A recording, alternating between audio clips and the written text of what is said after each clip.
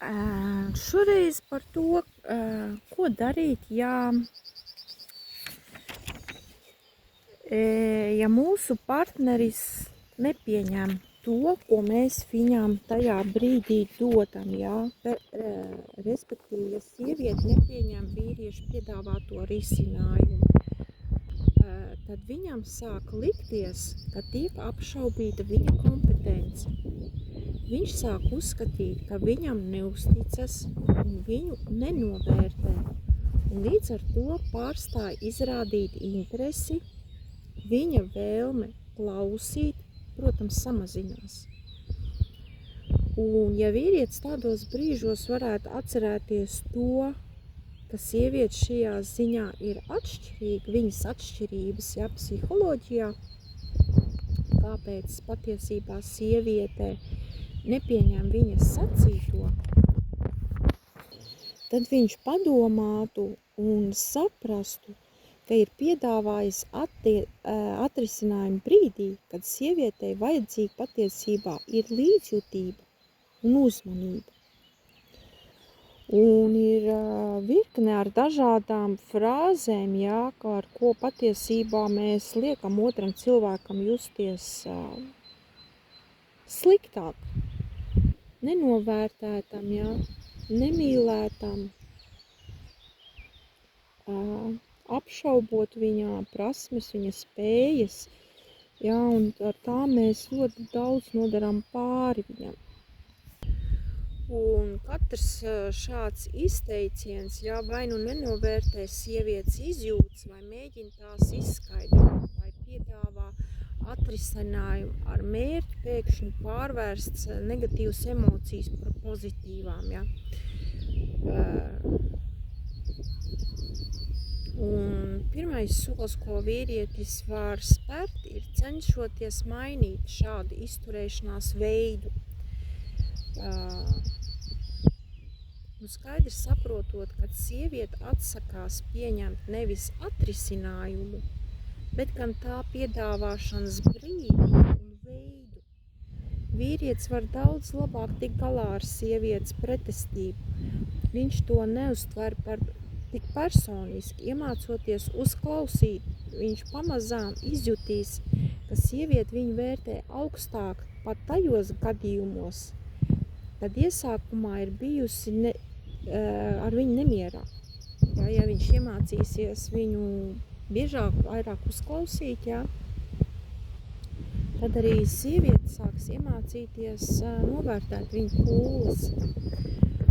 Un tas pats ir attiecībā ar, ja vīrietis nepieņem, sievieti kā mājas dzīves uzlabošanas komiteju, kurai visu laiku patīk pamācīt, kritizēt, arī ļoti daudz ir tādi izteicieni, ko mēs ikdienā lietojam un nepievēršam tam uzmanību, kas patiesībā viņam liek justies arvien sliktāk un sliktāk. Ja vīrietis nepieņem sievietes ieteikumus, sievietei šķiet, ka viņa tam ir vienaldzīga. Sievietei šķiet, ka viņai netiek izrādīta cieņa, tāpēc nejūtot atbalstu, sievietes pārstāv vīrietim ticēt. Un ja sieviete tādos brīžos atcerētos to, ar ko vīrietis ir atšķirīgs, viņa pareizi izprastu vīriešu pretestību, un padomātu un apzinātos, ka nelūgta ir piedāvājusi padomu vai izteikusi kritiku, nevis runājusi par savu vajadzību, sniegusi informāciju vai kaut ko.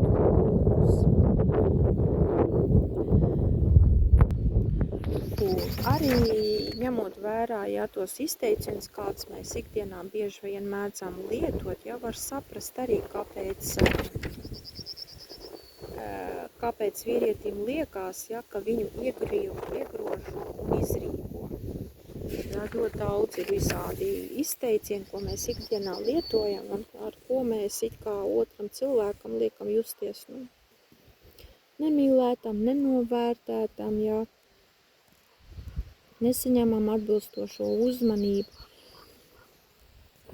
kad sieviete nezina, kā vīrietim skaidri palūgt atbalstu vai konstruktīvi izteikt atšķirīgu viedokli, viņa jūt, ka nespēja panākt, ko vēlas, bez padomu došanas vai kritikas. Iemācīties pieņemt, nevis dot padomu vai kritizēt, ir liels solis uz priekšu.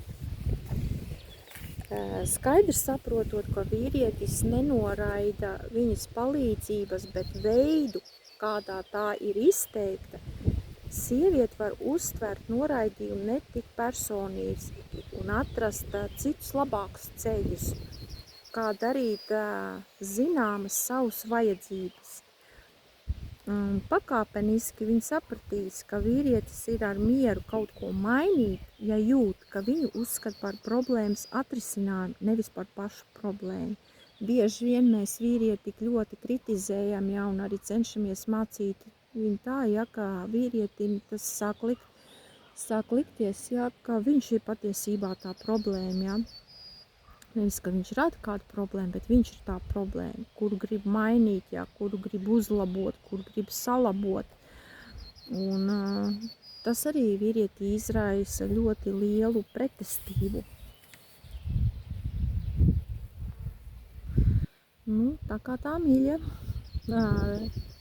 rodoties pretestībai no pretējā dzimuma, jā, tas ir kā signāls, ka mēs acīm redzot rīkojamies nepareizi vai rīkojamies laikā vai arī nav pareizā pieeja tajā gadījumā, ja mēs jūtam no savu partnerā pretestību.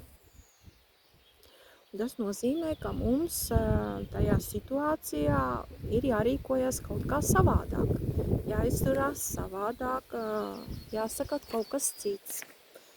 Tā kā tā, mīļie.